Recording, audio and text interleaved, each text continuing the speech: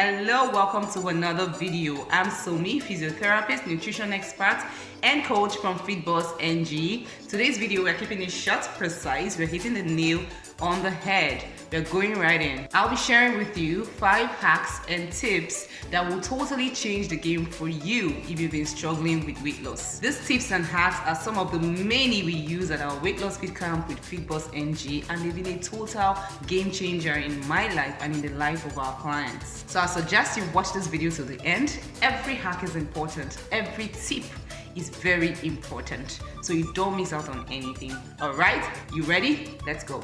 3, 2, 1. Here we go again. Not hard, but you wanna be my friend. Here we go again.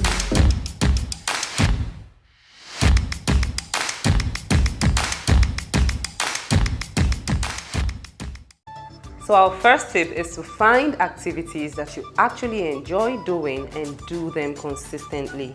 So most people think that in order to lose weight or get fit, they have to start with all those hard or complicated exercises, which then scares them off, and then they end up doing nothing. So you have to start from what you enjoy doing, do it consistently, and then go up from there. Just try to push yourself each day to do a little more. Don't feel you have to work out on some crazy level if you are just beginning. The journey to physical fitness is just what the name says. It's a journey. You have to start first before you accelerate.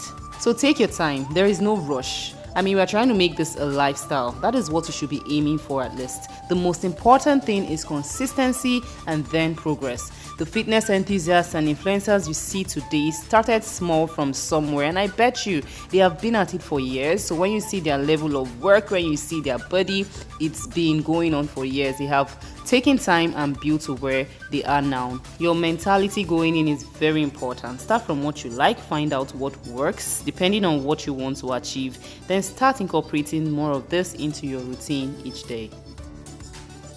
Sip on liquid fillers like teas and lemon water throughout the day. One of the things that make weight loss seem challenging is most people have a constant need to snack. You just want to put things in the mouth through the day, and most times you are reaching for things that will not help your journey. So a cool trick is to sip on liquids. I'm not saying you shouldn't eat. You of course should have your meals at the right time, but in between, if you feel like putting things in your mouth or snacking, you can totally use these liquids as fillers. There are so many kinds of teas that taste good and are good for you. Try them out, see what you like. Brew a flask each morning and just sip it through the day. You'll be shocked that you won't feel the need to keep snacking and messing up your plan. So I also like to take lemon ginger water. You just infuse it and sip through the day. Another good thing is diluted ACV as well. So these things help, and you just find yourself, you're satiated, you're able to just keep to your meal plan, your meal portions, or whatever you may have going to lose weight. Prep your meals ahead of time. Plan and prep your meals ahead of time as much as you can. Just making this a priority in your weight loss journey can boost the probability of a successful weight loss by more than 70%. That's no joke. I know it's not always easy to prep ahead. We are busy, we have our schedules, especially if you're already cooking for your family, but you still have to find a way to make it happen. If you have the right thing prepped and ready for each meal time, you will always have the right thing to eat.